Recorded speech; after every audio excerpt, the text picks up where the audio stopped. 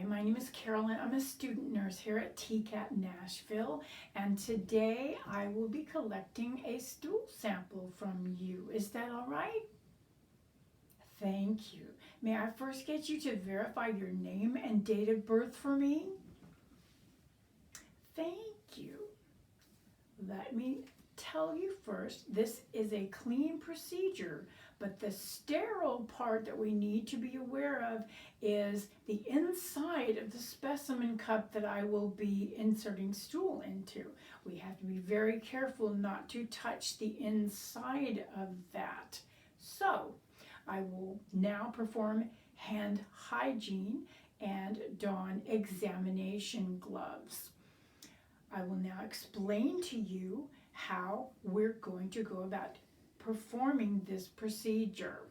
Now, if you are willing and able to use the toilet, I first want you to urinate if you feel the need, because we don't want urine mixed in with the stool, for that would affect the results that the lab is trying to find out to make you feel better, hopefully.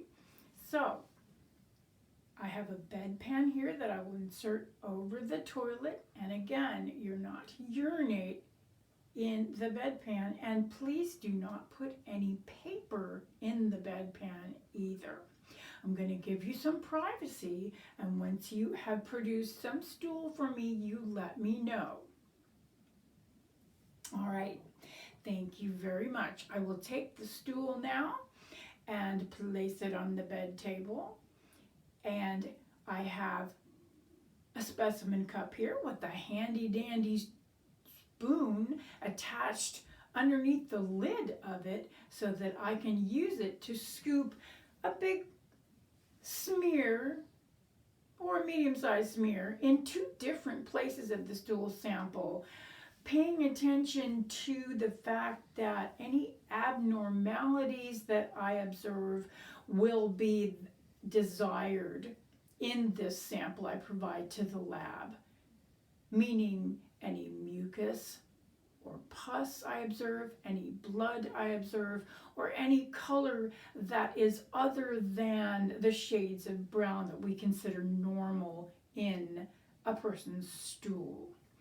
So I will do that now, carefully place them in the cup, and then twist the lid tightly closed, place a label on the specimen cup stating your name and any other pertinent personal information, the date and time, the type of test we just performed, and then I will slide it into a biohazard bag, close it carefully, and it will now be sent to the lab.